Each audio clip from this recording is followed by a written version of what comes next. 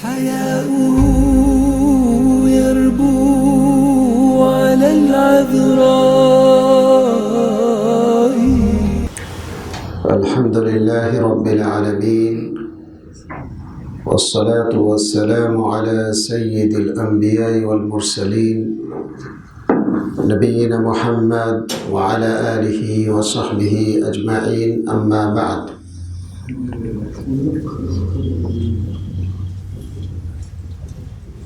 قال رسول الله صلى الله عليه وسلم: ما اجتمع قوم في بيت من بيوت الله يتدارسون حتى أو إلا نزلت عليهم السكينة وغشيتهم الرحمة وحفتهم الملائكة وذكرهم الله في من عنده। শুরুতে মহান রব্বুল আলামিনের শুকর আদায় করছি, যিনি আমাদেরকে একটি দিনী মজলিসে বসে দিনের কথা বলার এবং শোনার যে পরিবেশ তৈরি করে দিয়েছেন, এজন্য তার শুকর আদায় করছি। আলহামদুলিল্লাহ। সালাত এবং সালাম করছি আমাদের প্রিয় নবী মুহাম্মদুর রাসূলুল্লাহ সাল্লাল্লাহু আলাইহি সাল্লামের প্রতি। আল্লাহুম্মা সাল্লি আলাইহি আল্লাহুম্মা বারিক আলাইহি। অতঃপর আপনাদের শুকর আদায় করছি যে আপনারা আপনাদের প্রয়োজনীয় কাজ ছেড়ে কোরআন এবং সুন্নাহর ভালোবাসায়, কোরআন এবং সুন্নাহর জ্ঞান অর্জনে আপনারা উপস্থিত হয়েছেন আল্লাহর ঘরে। নবী সাল্লাল্লাহু আলাইহি সাল্লাম বলছেন যে কোনো কওম যখন আল্লাহর ঘরে উপস্থিত হয়ে ইয়াতাদারাসুনাল কিতাব, কোরআনের দাস, কোরআনের আলোচনা পরস্পরে শ্রবণ করে, আলোচনা করে, এই কওমের উপরে নাযালাত আলাইহিমুস সাকিনা, তাদের উপরে প্রশান্তি অবতীর্ণ হয়।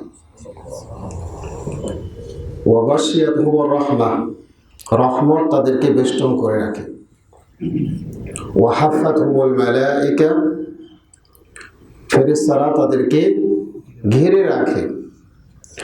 ওয়া যাকারাহুমুল্লাহু ফী মান ইনদাহু, আর আল্লাহ রাব্বুল আলামিন এই কওমের এই লোকদেরকে নিয়ে তার কাছাকাছি যারা থাকে তাদের সাথে আলোচনা করেন, অর্থাৎ ফেরেশতাদের সঙ্গে আলোচনা করেন। তাহলে মজলিসের, দিনী মজলিসের ফজিলত অনেক, আমরা এই হাদিস থেকে খুব সহজেই বুঝতে পারলাম। আব্দুল্লাহ ইবনে রাওয়াহা রাদিয়াল্লাহু তাআলা আনহু, বিশিষ্ট সাহাবী, আমরা নাম শুনেছি। তিনি আরেকজন বিশিষ্ট সাহাবী আবু দারদা, তাকে লক্ষ্য করে বলছেন, হাইয়া বিনা নুমিনু সাআ, আসো কিছু সময় আমরা ঈমানের আলোচনা করি, ঈমান নবায়ন করি। ফাইন্নাল কলবা আসরাউ তাকাল্লুবান মিনাল কিদরি ইযা ইসতাজমাআত গালায়ানা। তো বলছে যে অন্তর খুব দ্রুত পরিবর্তনশীল। কোন জিনিসের চেয়ে? ফুটন্ত পাতিল যে থাকে, যখন পাতিল উত্তপ্ত হয় তখন পাতিলে থাকা জিনিস টকবক করে।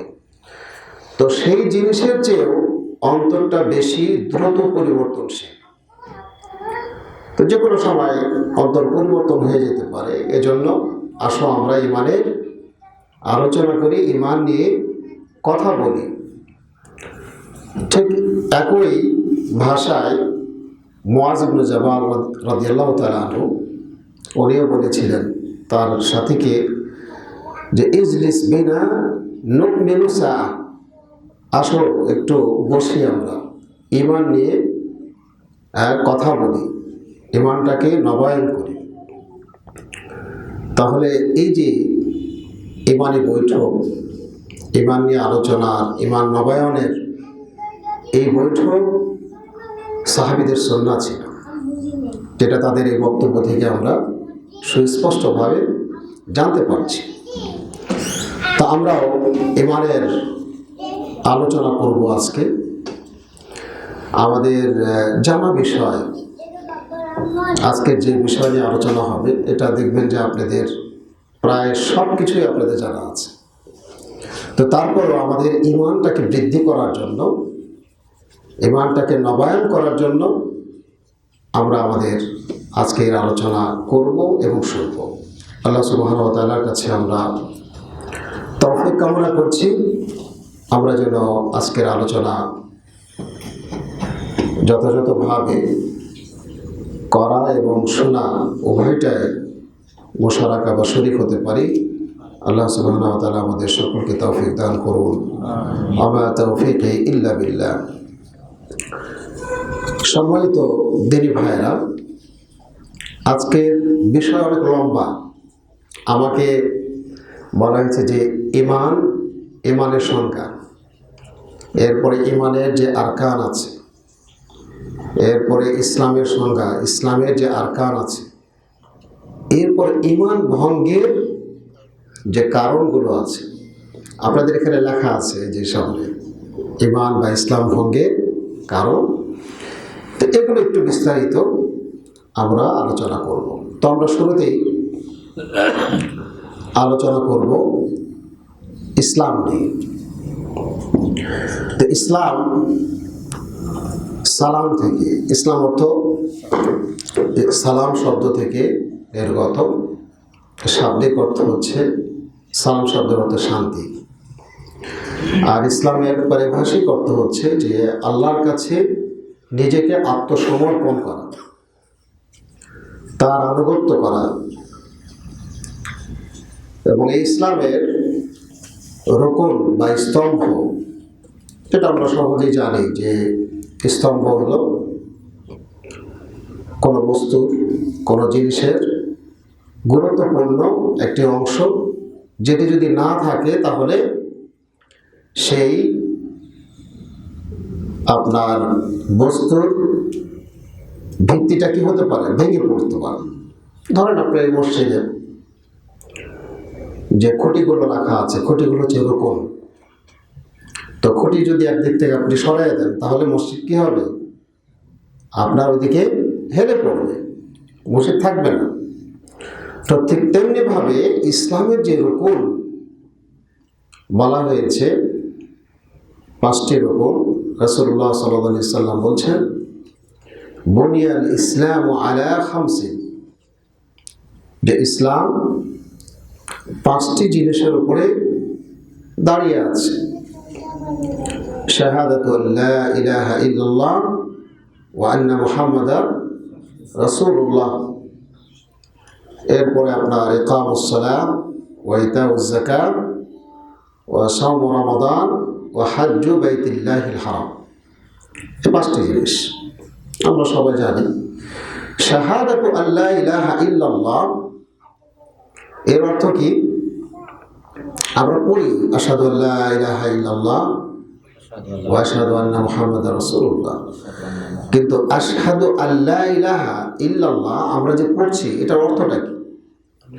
অর্থ না জেনে পড়লে তাহলে কিন্তু মজা নেই, আপনি বুঝবেন না যে শাহাদাতের অর্থ কি। তো শাহাদা যখন আমরা বলবো আশহাদু আল্লা ইলাহা ইল্লাল্লাহ, তখন এর অর্থ হচ্ছে যে আমরা সাক্ষ্য দিচ্ছি লা ইলাহা ইল্লাল্লাহ। 2টা অংশ আছে এখানে। প্রথম অংশ হচ্ছে লা ইলাহা ইল্লাল্লাহ, এটাকে বলা হয় নাফিউল ইবাদা আম্মান সিওয়া। আল্লাহ ছাড়া যত উপাসনা আছে, যত উপাসক আছে, সমস্ত উপাসনা বা উপাসককে নাফি করা, নাবোধক করা, লা ইলাহা, কোনো ইলাহ নেই। দ্বিতীয় অংশ হচ্ছে ইল্লাল্লাহ, অর্থাৎ দ্বিতীয় অংশ হচ্ছে আপনার সাব্যস্ত করা যে আল্লাহ ছাড়া, মানে একমাত্র আল্লাহ কি ইলাহ। এজন্য লা ইলাহা ইল্লাল্লাহ এটার অর্থ আমরা বলি যে আল্লাহ ছাড়া কোনো ইলাহ নাই। আল্লাহ ছাড়া কিন্তু ইলাহ আছে, যেগুলো কি করা হয়, ইবাদত করা হয় পৃথিবীতে। হিন্দুদের ইলাহ আছে, তারপরে বৌদ্ধদেরও ইলাহ আছে, অন্যান্য বিভিন্ন ধর্মের অগ্নি পূজকদেরও ইলাহ আছে, আগুনের পূজা করে আগুন ওদের ইলাহ, গাছের পূজা যারা করে গাছ তাদের ইলাহ। এই জন্য এর প্রকৃত অর্থ হচ্ছে লা মাহবুদা বিহাক্কিন ইল্লাল্লাহ, যে আল্লাহ ছাড়া প্রকৃত মাবুদ বা ইলাহ নেই। তাহলে বোঝা যাচ্ছে যে আমাদের সাক্ষ্য দিতে হবে যে আল্লাহ ছাড়া প্রকৃত কোনো মাবুদ নেই। এটা হচ্ছে আপনার শাহাদাতু আল্লা ইলাহা ইল্লাল্লাহ। দ্বিতীয়ত হলো ওয়া আশহাদু আন্না মুহাম্মাদার রাসূলুল্লাহ। তো রাসূলুল্লাহ সাল্লাল্লাহু আলাইহি সাল্লামের শাহাদা কয়েকটা অংশ আছে। প্রথমত হলো যে শাহাদা দিতে হবে তসদীক রাসূল ফিমা আখবার। রাসূলুল্লাহ সাল্লাল্লাহু আলাইহি সাল্লামকে আপনি যে সাক্ষ্য দিচ্ছেন যে তিনি আল্লাহর বান্দা এবং রাসূল, এই সাক্ষ্যটা যথাযথ হবে কখন? যখন আপনি তার যত সংবাদ আছে, আমাদেরকে যত সংবাদ দিয়েছে দুনিয়া সম্পর্কে, আখিরাত সম্পর্কে, কিয়ামত সম্পর্কে, কিয়ামতের আগে যে বিষয়গুলো সংঘটিত হবে, ঈসা আলাইহিস সালাম আসবেন, এর আগে আপনার মাহদী আসবেন, দাজ্জাল আসবে, এই যে আগমনের যে সংবাদ, কিভাবে আসবেন, কখন আসবেন, এ ধরনের যত সংবাদ আছে পৃথিবীর ভিতরে, কিয়ামতের আগে, কিয়ামত সংঘটিত সংক্রান্ত, এমনকি আখিরাতের যাবতীয় সংবাদ, সমস্ত সংবাদ আপনাকে সত্যায়ন করতে হবে। সত্যায়নের ক্ষেত্রে কেউ যদি আপনার কোন জায়গায় যদি ত্রুটি করে, তাহলে কিন্তু শাহাদা কি হবে না, পরিপূর্ণ হবে না। এরপরে আরেকটি অংশ হলো শাহাদার তাআতুহু ফীমা আমার। রাসূলুল্লাহ সাল্লাল্লাহু আলাইহি সাল্লাম যে নির্দেশগুলো আমাদেরকে দিয়েছেন ইবাদত করার ক্ষেত্রে, সেই নির্দেশের ক্ষেত্রে তার আনুগত্য করতে হবে। তাআতুহু ফীমা আমার। এরপরে লা ইউবাদুল্লাহু ইল্লা বিমা শারা। তিনি যে পদ্ধতি দেখিয়ে দিয়েছেন সেই পদ্ধতি অনুযায়ী আল্লাহর ইবাদত করতে হবে। তাহলে আপনার আশহাদু আল্লা ইলাহা ইল্লাল্লাহ এটা যথাযথভাবে পূর্ণতা পাবে। আর যদি আমরা আশহাদু আল্লা ইলাহা ইল্লাল্লাহ বলছি অনেকে বলি, কিন্তু আবার বাস্তবে রাসূলুল্লাহ সাল্লাল্লাহু আলাইহি সাল্লামকে বা তার আনিত যে বিষয়গুলো, সেই বিষয়গুলোর ক্ষেত্রে কিন্তু আমাদের যথেষ্ট অবহেলা বলেন বা অবজ্ঞা বলেন, এগুলো প্রকাশ পাচ্ছে। তাহলে কিন্তু শাহাদা কি হবে না, পরিপূর্ণতা পাবে না। এই জন্য শাহাদার ক্ষেত্রে আমাদেরকে এই বিষয়গুলো খেয়াল রাখতে হবে। দ্বিতীয় রকম হলো সালাত। ইসলামের আপনার শাহাদা পাঠ করার পরে সবচাইতে গুরুত্বপূর্ণ ইবাদত সেটা হচ্ছে সালাত। এবং এই সালাতের উপরে আপনার অন্যান্য যে ইবাদত আছে সেই ইবাদতগুলো নির্ভর করে। এজন্য হাদিসে এসেছে রাসূলুল্লাহ সাল্লাল্লাহু আলাইহি সাল্লাম আউয়ালু মা ইউহাসাবু বিহি আল-আবদু ইয়াওমাল কিয়ামা আস-সালাত। কিয়ামতের দিন সর্বপ্রথম যে কাজের হিসাব বান্দার নেওয়া হবে সেটা হচ্ছে সালাত। ফাইন সালাহাত সালাহা সাইরু আমালি, যদি তার এই সালাতটা ঠিক থাকে, সালাত ঠিক আছে, যথাযথভাবে সে সালাত আদায় করেছে, তাহলে তার বাকি যে আমলগুলো আছে সে আমলগুলো ঠিক থাকবে। কারণ যারা সালাত পড়ে নিয়মিত রাসূলুল্লাহ সাল্লাল্লাহু আলাইহি সাল্লামের সুন্নাহ অনুযায়ী, তাদের দ্বারা দেখবেন অন্য ইবাদতগুলো কিন্তু খুব সহজে হয় এবং অন্যায় কাজ থেকে কিন্তু সে সহজে বিরত থাকতে সক্ষম হয়। তো এই জন্য সালাতের সাথে অন্যান্য আমলের সম্পর্কটা এখানে, যেন সালাত যার ঠিক থাকবে তার অন্যান্য আমলগুলো ঠিক থাকবে। ওয়াইন ফাসাদাত ফাসাদা সাইরু আমালি, আর যার সালাত নষ্ট হয়ে গেছে, সালাত ঠিক থাকবে না, তার অন্যান্য আমলগুলো কি হবে? নষ্ট হয়ে যাবে, ঠিক থাকবে না। কারণ আল্লাহ রাব্বুল আলামিন কি বলছেন? ইন্নাস সালাতা তানহা আনিল ফাহশাই ওয়াল মুনকার, যে নিশ্চয় সালাত যাবতীয় অশ্লীলতা, অন্যায়, অপকর্ম থেকে কি থাকে? কি রাখে? বিরত রাখে। এই জন্য সালাত যদি না পড়ে তাহলে কিন্তু অন্যান্য অপকর্ম থেকে বেঁচে থাকার সুযোগ কিন্তু তার সামনে নেই। এই জন্য সালাতটা আপনাকে ঈমান আনার পরে, শাহাদা পাঠ করার পরেই আপনাকে আদায় করতে হবে। কারণ সালাত ছাড়া আপনার মুক্তি সম্ভব নয়। প্রথম প্রশ্নে আপনি ঠেকে যাবেন কিয়ামতের দিন। তৃতীয়ত হলো আপনার যাকাত, ফরজ, অর্থনীতির সাথে সম্পর্কিত। কারণ ইসলামটা তো আসলে একটা রাষ্ট্র, তাই কি না? আর রাষ্ট্র অর্থ ছাড়া চলতে পারে না।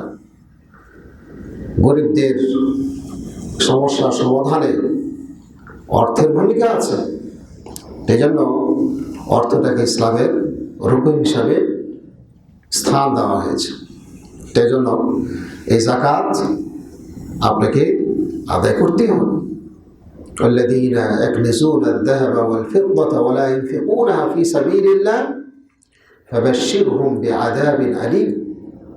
আল্লাহ সুবহানাহু ওয়া তাআলা বলছেন যে যারা স্বর্ণ এবং রৌপ্য জমা করে, স্বর্ণ রৌপ্য দিয়ে আপনার সম্পদটাকে বোঝানো হয়েছে, যে সম্পদ জমা করে, ওয়ালা ইউনফিকুনাহা ফি সাবিলিল্লাহ, আর এটা তারা আল্লাহর রাস্তায় খরচ করে না, যাকাত দেয় না, সাদাকা দেয় না, ফাবাশশিরহুম বিআযাবিন আলীম, তাদেরকে আপনি আল্লাহর আযাবের সুসংবাদ দেন। আল্লাহর আযাব কি সুসংবাদ না দুঃসংবাদ? কিন্তু এটাকে ব্যঙ্গ করে বলা হয়েছে যে আল্লাহর আযাবের সুসংবাদ দিয়ে দাও। তারপরে আয়াতে আবার বলা হয়েছে ইয়াউমা ইউহমা আলাইহা ফি নারি জাহান্নাম, জাহান্নামের আগুনে এটাকে উত্তপ্ত করা হবে, এই সম্পদটাকে। ফাতুকুয়া বিহা জিবাহুহুম ওয়া জুনুবুহুম, এরপরে তার কপাল, পার্শ্ব এগুলোকে ছেদ দেওয়া হবে এই সম্পদ দিয়ে, যারা এই সম্পদ আল্লাহ রাস্তায় ব্যয় করবে না যথাযথভাবে। আচ্ছা, এরপরে চতুর্থ নম্বর হলো সিয়াম। আল্লাহ রাব্বুল আলামিন বলছেন ইয়া আইয়ুহাল্লাযীনা আমানু কুতিবা আলাইকুমুস সিয়াম কামা কুতিবা আলাল্লাযীনা মিন ক্বাবলিকুম লাআল্লাকুম তাত্তাকুন। রমজান মাস সামনে আসছে, তো রমজান মাসে সিয়াম পালন ফরজ, অনেক গুরুত্বপূর্ণ ইবাদত, এবং এটা শুধু উম্মতে মুহাম্মাদের উপরে নয়, বরং উম্মতে মুহাম্মাদের আগেও অন্যান্য নবীদের ক্ষেত্রেও এই সিয়াম কি ছিল? ফরজ ছিল। কারণ এটা তাকওয়া অর্জনের একটা গুরুত্বপূর্ণ মাধ্যম, এটাও ইসলামের একটি রুকন।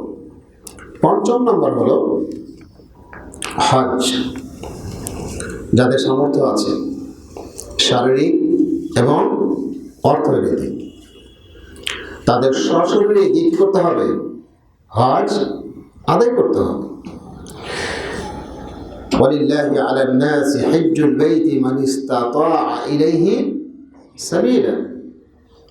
তবে এখানে গুরুত্বপূর্ণ একটি বিষয়, সেটা হলো যে প্রথমেই আল্লাহ রাব্বুল আলামিন বলছেন ওয়ালিল্লাহি, খেয়াল করছেন কিনা? ওয়ালিল্লাহি, আল্লাহর জন্য। ইবাদত তো আল্লাহর জন্যই করতে হবে। আপনি আগে যে সালাতের কথা শুনলেন, সিয়ামের কথা শুনলেন, যাকাতের কথা শুনলেন, সেখানে কিন্তু স্পেশালভাবে আল্লাহ রাব্বুল আলামিন বলেন নাই যে সল্লু আওয়াকিমুস সালাতা লিল্লাহি, যে আল্লাহর জন্য তোমরা সালাত আদায় করো, এ কথা বলেন নাই। সৌমু লিল্লাহি, আল্লাহর জন্য সিয়াম পালন করো, এভাবে বলেন নাই। কিন্তু আল্লাহ রাব্বুল আলামিন হজের ক্ষেত্রে এসে তিনি বলছেন ওয়ালিল্লাহি আলান নাসি হিজ্জুল বাইত, তাহলে আল্লাহর জন্য মানুষের উপরে বাইতুল্লাহর হজ করা, মান ইসতাতা ইলাইহি সাবিলা, সকল মানুষ না, যারা এই ঘর পর্যন্ত পৌঁছতে সক্ষম। তাহলে এখানে আল্লাহ রাব্বুল আলামিনের কথা বিশেষভাবে উল্লেখ করার কারণ হলো যে এই ইবাদতের মাধ্যমে মানুষ শিরকের মধ্যে বেশি পতিত হয়ে থাকে। এজন্য আল্লাহ রাব্বুল আলামিন স্পষ্টভাবে বলার পরও তারপরও মানুষ দেখেন হজ করে এসে নিজেকে আলহাজ, হাজি এগুলো পরিচয় দিতে সে স্বাচ্ছন্দ্য বোধ করছে। অনেক সময় এরকম দেখা যায় যে পরিচয় না দিলে পরে রাগ করে কিনা? রাগ করে। তো এটা তো একটা ফরজ ইবাদত, যেমন আপনার সালাত একটা ফরজ, সিয়াম ফরজ ইবাদত। তো সেইখানে আপনি কিন্তু এই কামনা করছেন না যে আমি সালাত আদায় করছি, মানুষ আমাকে নামাজি বলে ডাকবে, সিয়াম পালনকারী ডাকবে, দানবীর ডাকবে। যদিও দানবীর ক্ষেত্রে আলাদা আলোচনা আছে, আমি সেদিকে যাচ্ছি না। কিন্তু হজের ক্ষেত্রে বিশেষভাবে মানুষের ভিতরে কিন্তু শয়তান এই ওয়াসওয়াসা খুব সহজেই দিয়ে দিতে পারে।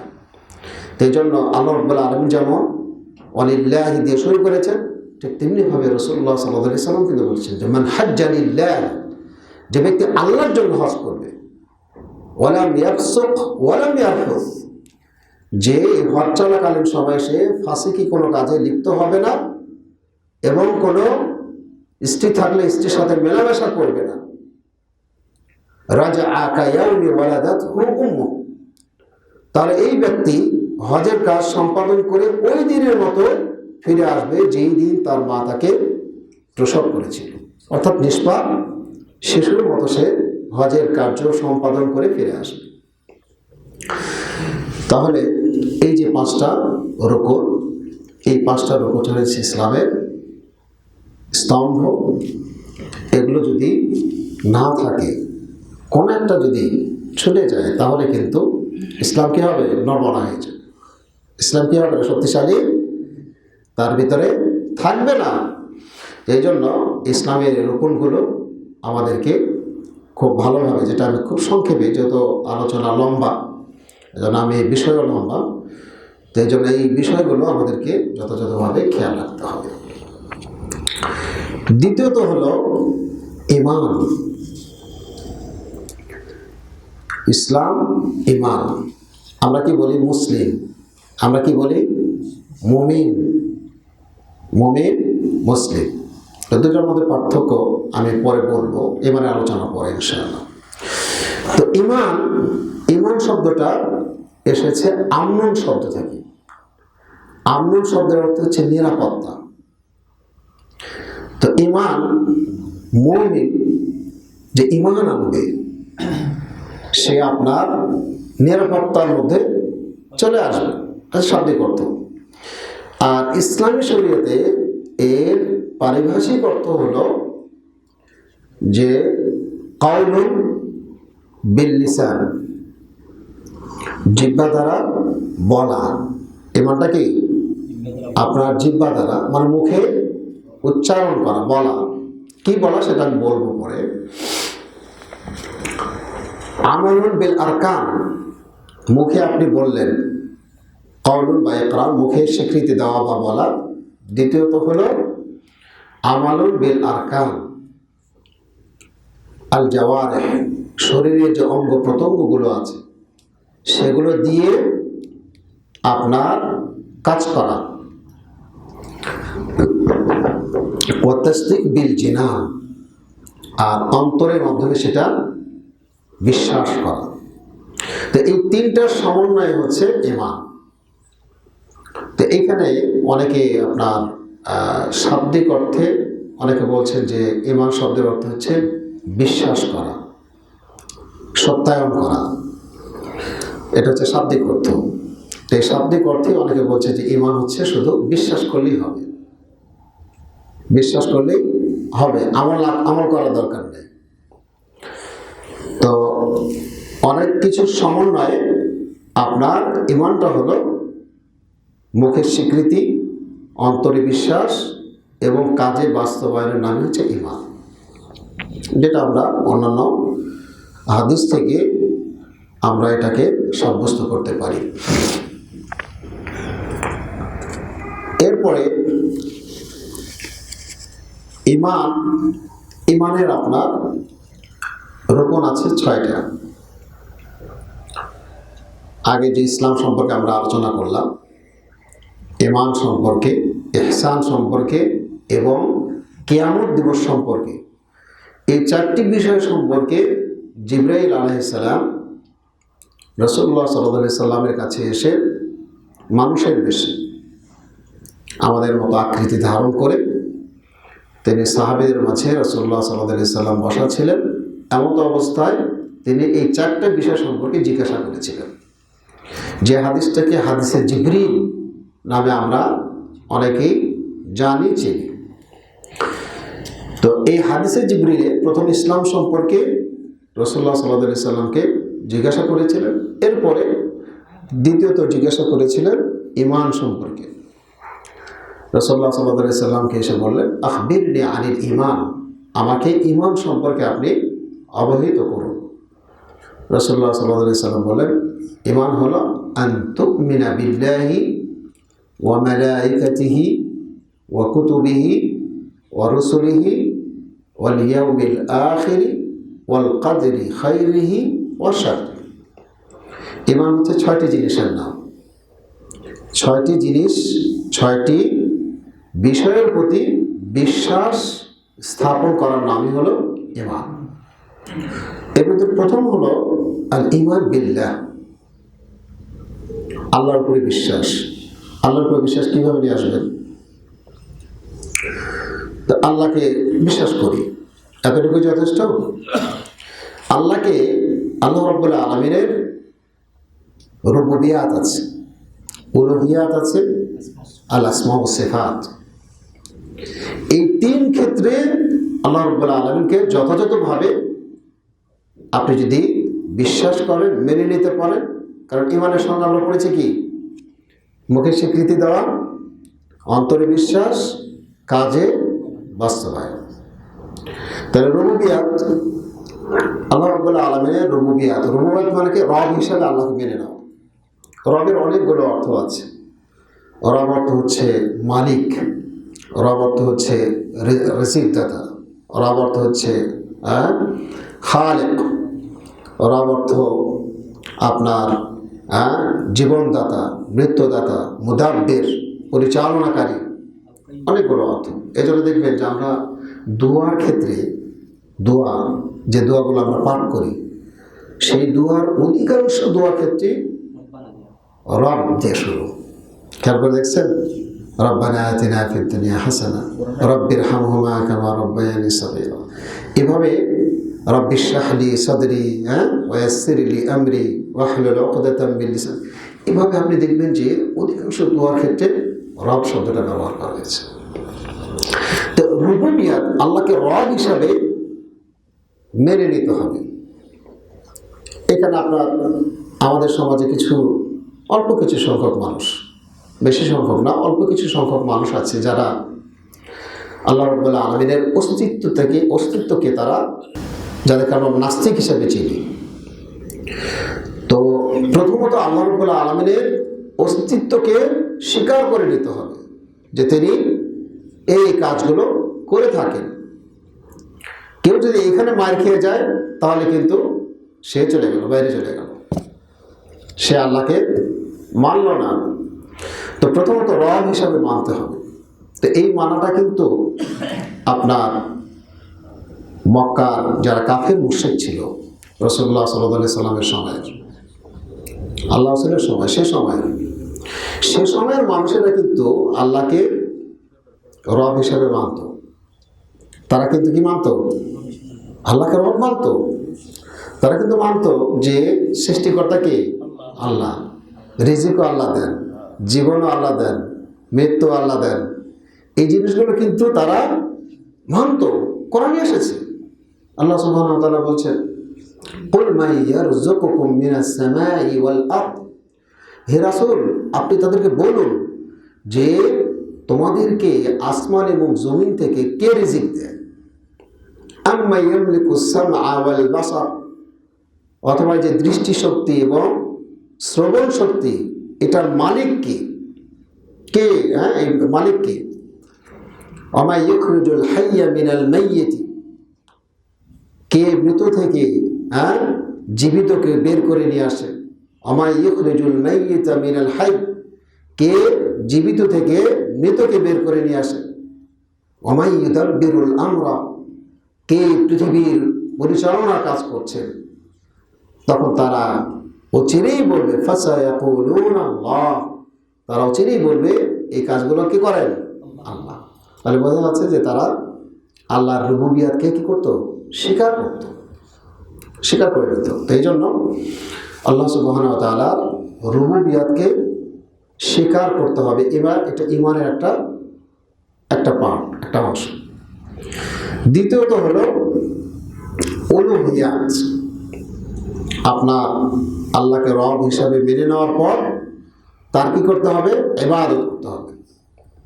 ওয়াবুদুল্লাহ ওয়ালা তুশরিকু বিহি শাইআ, যে তোমরা আল্লাহর ইবাদত করো, তার সাথে কাউকে শরীক করো না।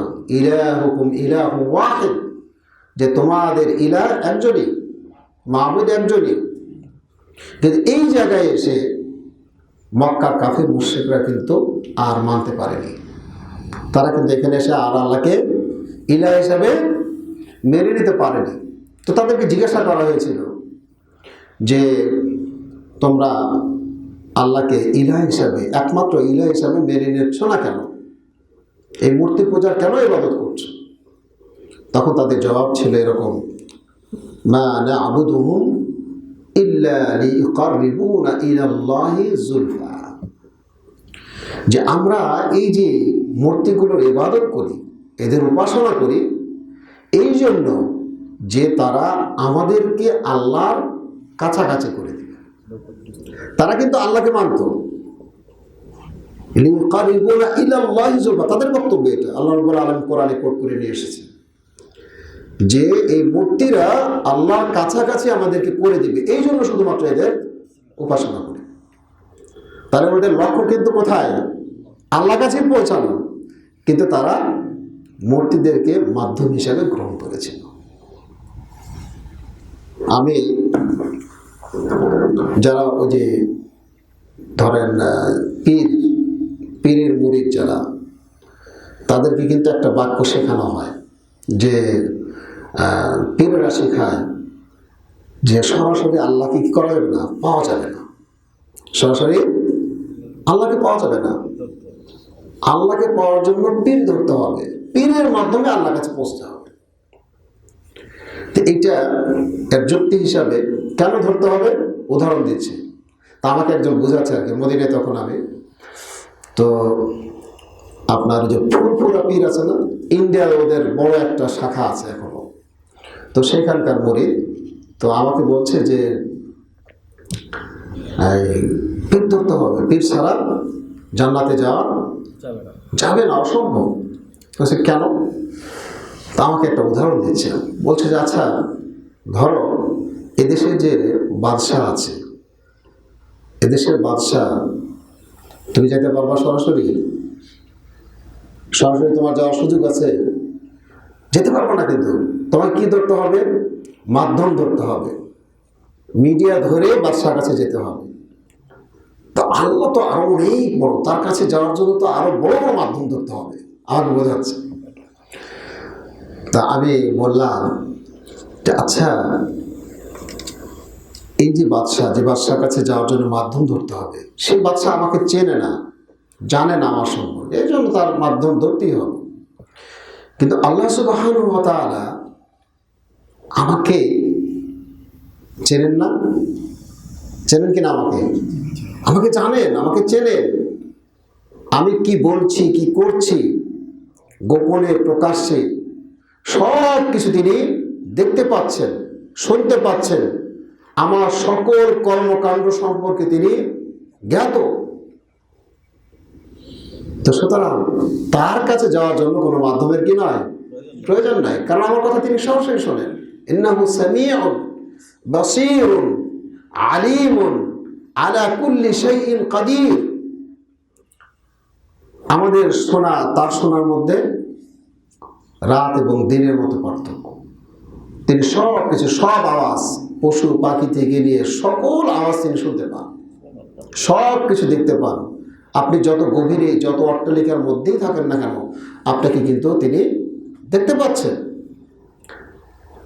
মা তাসকুতু মিন ওয়ারাকাতিন ইল্লা ইয়ালামুহা। গাছে একটা পাতাও যদি পড়ে, গাছের একটা পাতাও যদি পড়ে, সেই পাতা, এই পড়ার জ্ঞানটুকু আল্লাহর কাছে কি আছে, যে একটা পাতা পড়ছে, এটা আল্লাহ জানেন।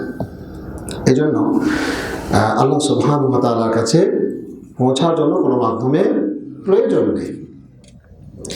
তো এই জন্য ইলাহ হিসাবে আল্লাহ সুবহানাহু ওয়া তাআলাকে মেনে নিতে হবে। যদি কেউ এর মাঝামাঝি কোনো মাধ্যম দাঁড় করায়, তাহলে কিন্তু আল্লাহর প্রতি ঈমান যথাযথ হবে না।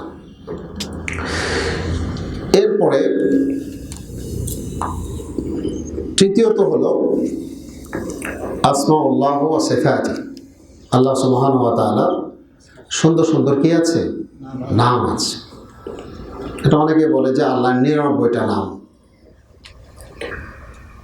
সীমাবদ্ধ করে ফেলে। আসলে কিন্তু আল্লাহ সুবহানাহু ওয়া তাআলার সীমাবদ্ধ নেই। 99টা নামের কথা বেশি উচ্চারিত হয়, এই 99টা নামের ফজিলত আসছে হাদিসে, কিন্তু এর চেয়েও কিন্তু বেশি নাম আছে। কতগুলো আছে এটা আল্লাহ সুবহানাহু ওয়া তাআলা নিজে জানেন। এই জন্য সীমাবদ্ধ করা, যদিও হাদিসে এসছে যে ইন্না লিল্লাহি তিসআতা ওয়া তিসঈনা ইসমান। আল্লাহ সুবহানাহু ওয়া তাআলার কয়টা নাম আছে? 99টা নাম আছে। মান আহসাহা দাখালাল জান্নাহ। যে এই 99টা নাম সংরক্ষণ করবে, সে জান্নাতে প্রবেশ করবে। এখানে অনেকে কিন্তু অনুবাদ করে যে এই 99টা নাম কি করবে, মুখস্থ করবে। আসলে মুখস্থ কিন্তু অসম্পূর্ণ অর্থ হলো আপনার, শুধু মুখস্থ না, মুখস্থ করবে এবং এই শব্দগুলো, এই ইসিমগুলো, নামগুলো যে দাবি, সেই দাবির অর্থগুলো সে বুঝবে এবং মানবে। যেমন আমি বললাম সামিউন, আল্লাহর নাম 99টা নামের মধ্যে একটা নাম সামিউন, যে আল্লাহ সব শুনতে পান। কিন্তু আপনি মুখস্থ করছেন শব্দ, কিন্তু এই শব্দের অর্থ আপনি বুঝলেন না, বোঝার চেষ্টা করলেন না, বা এটাকে মানলেন না। বাসীরুন, তিনি দেখতে পান, এটাকে আপনি অনুধাবন করলেন না যথাযথভাবে, তাহলে কিন্তু ওই পীর মুরিদের মতো অবস্থা হবে। তাহলে আপনার আল্লাহর প্রতি যে ঈমান, সেই ঈমানটা কিন্তু পরিপূর্ণতা পাবে না। এই জন্য আপনার আসমাউল্লাহ ওয়া সিফাতি, আল্লাহর সুন্দর সুন্দর নামের ক্ষেত্রে অনেকগুলো, এই বোঝার ক্ষেত্রে, মানার ক্ষেত্রে অনেক ফেরকা ইসলামে কিন্তু বের হয়েছে। আপনার আশায়েরা, যারা আশায়েরা নাম শুনছেন, আশায়েরা, মাতুরিদিয়া। তো এই আশায়েরা, এরা শুধুমাত্র আল্লাহর 7টা সিফাতকে স্বীকৃতি দেয়। 7টা সিফাত, সিফাতে যে নামগুলো আছে, সিফাত তো আল্লাহ রাব্বুল আলামিন, যেগুলো নাম সিফাতি নাম, যেগুলো যেমন আপনি সামিউন বললেন, সামিউন এর সিফাত কি? শোনা, শ্রবণকারী, গুণ কি? শোনা। বাসীরুন, দেখতে পান, গুণ কি? দেখা। এরকম শুধুমাত্র 7টা গুণ তারা সাব্যস্ত করে থাকে, বাকিগুলো তারা স্বীকার করে না। তো এই জন্য আপনার আহলুস সুন্নাহ ওয়াল জামাআহ এদের আকীদা হলো বা বিশ্বাস হলো যে আল্লাহ সুবহানাহু ওয়া তাআলার যতগুলো নাম আছে, সিফাত আছে, যেগুলো আল্লাহ রাব্বুল আলামিন নিজের জন্য সাব্যস্ত করেছেন কোরআনে, এবং রাসূলুল্লাহ সাল্লাল্লাহু আলাইহি সাল্লাম তিনিও সাব্যস্ত করেছেন আল্লাহর জন্য, এগুলোকে যেভাবে এসেছে সেইভাবে কি করতে হবে? বিশ্বাস করতে হবে। এর কোনো ধরনের মন গড়া ব্যাখ্যা করা যাবে না। অনেকে আপনার আল্লাহ যে হাত আছে, আল্লাহ বলছেন ইয়াদুল্লাহি ফাওকা আইদিহিম, তো এইখানে ইয়াদুল্লাহ এটার ব্যাখ্যা করছে অনেকে যে কুদরতি হাত। ইয়াদুল্লাহি কুদরতি হাত, আসলে কুদরতি হাত কোথা থেকে আসলো? কুদরত শব্দটা আপনি কিভাবে লাগালেন? এটা আপনার পক্ষ থেকে, কারণ এটা রাসূলুল্লাহ সাল্লাল্লাহু আলাইহি সাল্লাম বলেন না, সাহাবীরাও এই আয়াত থেকে এই অর্থ এইভাবে বোঝেননি, তাবিঈনরাও বোঝেন নাই। এইটা পরবর্তীতে এসে যারা আশায়েরা, তারা আপনার এই আল্লাহ সিফাতগুলোকে তারা কি করে? ব্যাখ্যা করে এইভাবে। তাই জন্য আল্লাহ সুবহানাহু ওয়া তাআলার যে গুণবাচক নামগুলো আছে, সিফাত আছে, যেভাবে এসেছে সেভাবে কি করতে হবে? সাব্যস্ত করতে হবে। ব্যাখ্যা করা যাবে না যে এটা অমুকের হাতের মতো, তাহলে আপনার মুশাব্বিহা বলে ওদের মতো আবার হয়ে যাবে। এই জন্য এই তিনটা ক্ষেত্রে, যেটাকে আমরা তাওহীদ বলি, এই তাওহীদ পরিপূর্ণভাবে এই তিনটার সমন্বয়ে যখন আমরা আমাদের নিজেদের কাছে রাখতে পারবো, তখনই আমরা আল্লাহ সুবহানাহু ওয়া তাআলার প্রতি যে ঈমানের কথা বলা হয়েছে সেই ঈমানটা আমাদের পূর্ণতা পাবে। দ্বিতীয়ত হলো আমানতু বিল্লাহি ওয়া মালাইকাতিহি। মালাইকা, মালাইকা মানে কি? ফেরেশতা। ফেরেশতা আমরা কি দেখেছি? ফেরেশতা আমরা কিন্তু দেখিনি। কারণ ঈমানের বিষয়গুলো, এটা আপনার ইসলাম এবং ঈমানের পার্থক্য সময় আসবে। ঈমানের বিষয়গুলো দেখা যায় না। ঈমান মানে কি? বিশ্বাস, স্বীকৃতি, বিশ্বাস। হ্যাঁ, আপনাকে কেউ একটা সংবাদ দিল, আপনি কি করলেন? তার সংবাদটা বিশ্বাস করলেন, মানে আপনি দেখেন নাই, ঘটনা বর্ণনা করলে আপনি ঘটনাটা বিশ্বাস করলেন, মানে না দেখে বিশ্বাস করাটা কি হয়? না দেখার উপরে হয়। তাই জন্য ঈমানের যে বিষয়গুলো, এগুলো কিন্তু আপনার কার্যত না দেখার উপরে, অদৃশ্যের উপরে। এই জন্য আল্লাহ সুবহানাহু ওয়া তাআলার উপরে বিশ্বাস, এরপরে ফেরেশতা। তাহলে ফেরেশতা কারা? আপনি তো দেখেন নাই, কিন্তু কোরআনে রাসূলুল্লাহ সাল্লাল্লাহু আলাইহি সাল্লামের হাদিসে ফেরেশতাদের কি আসছে? অনেক আলোচনা আসছে। ফেরেশতাদের পরিচয় সম্পর্কে আল্লাহ রাব্বুল আলামিন বলছেন,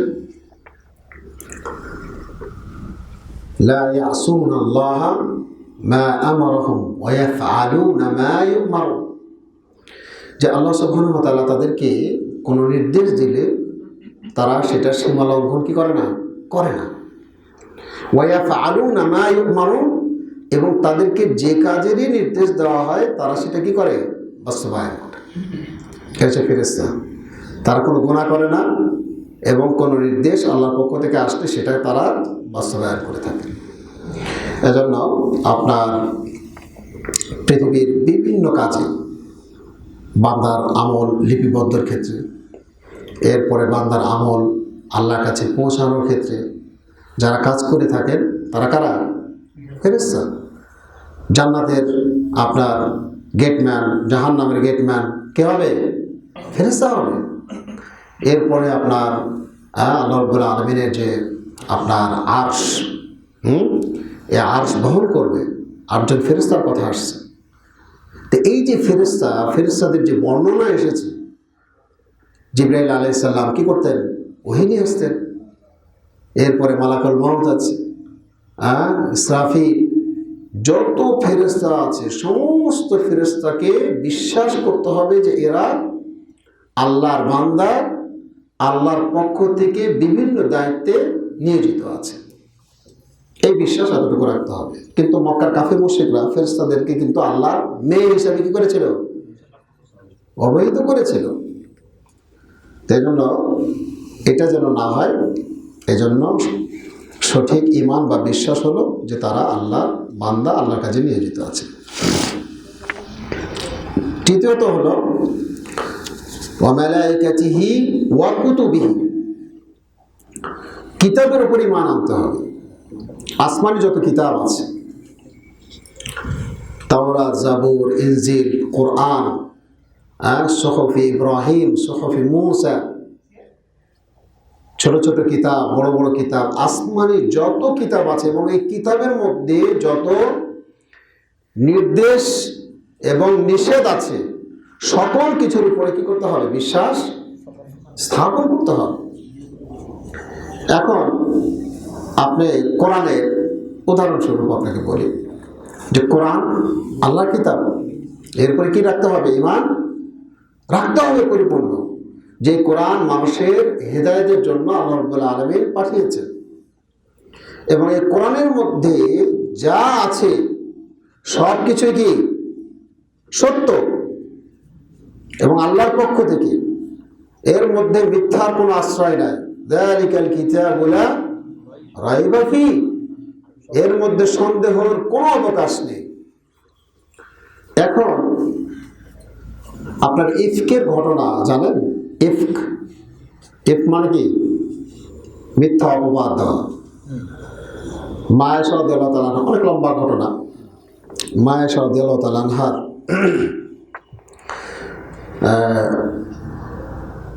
বানি মুস্তালিক একটা যুদ্ধে রাসূলুল্লাহ সাল্লাল্লাহু আলাইহি সাল্লাম গিয়েছিলেন। তো সেইখানে ফেরার পথে মা আয়েশা রাদিয়াল্লাহু তাআলা আনহাকে না নিয়ে মনে করেছেন যে তিনি কি আছেন? উঠে আছেন, কিন্তু তিনি তার প্রয়োজন সারার জন্য নেমেছিলেন। তো যাই হোক, আপনার দলের সবাই চলে আসছিলেন, কিন্তু মা আয়েশা রাদিয়াল্লাহু তাআলা আনহাকে নিয়ে আসতে ভুলে গিয়েছিলেন। তারা মনে করছেন যে আছে সাথে। তো উনি প্রয়োজন শেষে এসে দেখছেন যে কেউ নাই, তিনি সেখানেই ঘুমিয়ে পড়েছিলেন। তারপর একজন সাহাবী, উনি সর্বশেষ সবার শেষে এসেছিলেন, তো তিনি এসে দেখলেন যে শুয়ে আছে মা আয়েশা রাদিয়াল্লাহু তাআলা। তখন দেখি তিনি আশ্চর্য হলেন। যাই হোক, তাকে সাথে করে যথাসম্মান দিয়ে তাকে মদিনায় নিয়ে এসেছিলেন।